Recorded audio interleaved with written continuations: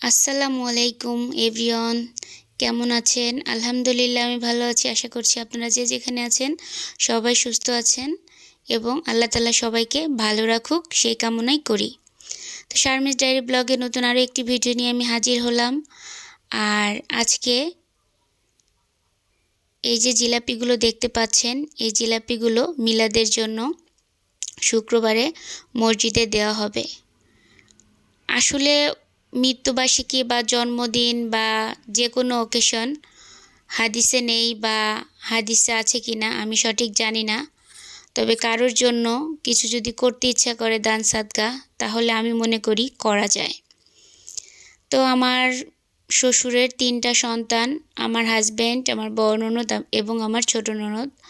তো এবার আমার বড় ননদ আমার মানে তার বাবার বাড়িতে চলে এসেছে বেড়াতে। তো আমিও বেশ কিছুদিন আগেই চলে এসেছিলাম। তো তার মনে হলো যে তার বাবার মৃত্যুবার্ষিকী চলে এসেছে, তো আজকে যেহেতু শুক্রবার সুন্দর একটা দিন, তা আমার বাবার উপলক্ষে না, কিন্তু মসজিদে আমি তো মিলাদ দিতেই পারি। তো সেটা মনে করে মসজিদে মিলাদের জন্য বেশ কিছু জিলাপি কিনেছে। তো আমার চাচা শ্বশুর আর আমার ছেলে আর ভাতিজা মিলে মসজিদের জন্য জিলাপিগুলো নিয়ে চলে গেল নামাজ পড়তে। তার এই যে এখানে বেশ কিছু জিলাপি আমি আমার বাড়ির এলাকার আশেপাশে দিয়ে দিচ্ছি, কারণ গ্রাম দেশে এগুলো দিতে হয়, কারণ এগুলো তো প্রতিবেশী, আর প্রতিবেশীকে ছাড়া কি কোনো কিছু খাওয়া যায়? তো বেশ কয়টা বাড়িতে দিয়ে আমি চলে এসেছি। তো আমার বড় ননদ এই গন্ধবাদালের পাতা দিয়ে বড়া বানিয়ে খেতে চেয়েছে, আর আমিও দেশে আসার পরে খাইনি। তো ভাবলাম যেহেতু ননদ খেতে চেয়েছে সেই উপলক্ষে উঠানো হচ্ছে, তো সবারই খাওয়া হবে তাহলে আজকে।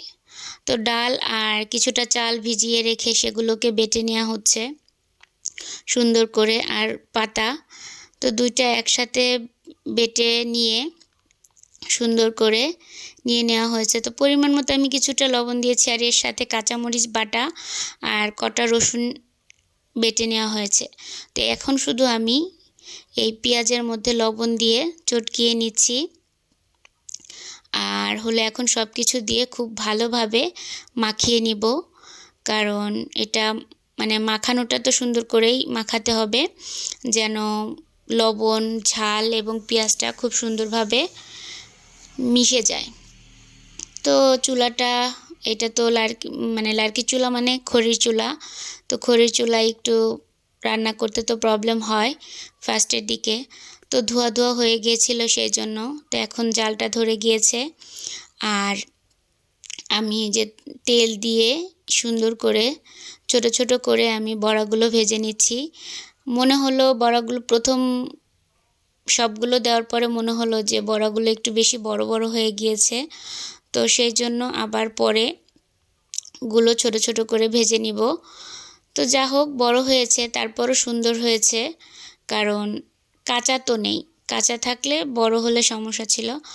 তো আমার শ্বশুরের জন্য সবাই দোয়া করবেন।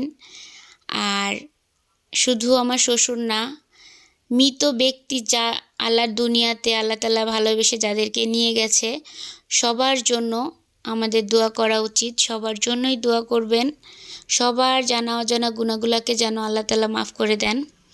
তো আমি বড়া ভেজে দিয়েছি, আমার বড় ননদ গরম গরম ভাতের সাথে খেয়ে নিচ্ছে আর আমার সাথে দুষ্টামি করছে।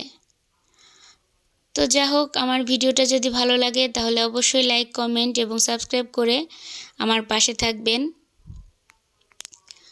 আর মৃত্যু জিনিসটা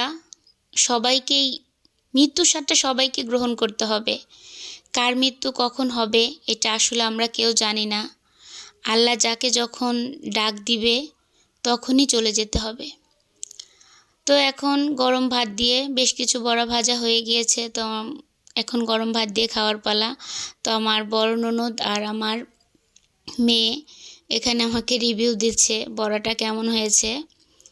তো তারা খাচ্ছে, আর সবগুলো ভাজা হয়ে গেলে আমিও খাবো, আমার ছেলেকেও খাওয়াবো একটু জোর করে। তো আজকের ভিডিওটা এ পর্যন্তই। আল্লাহ হাফেজ।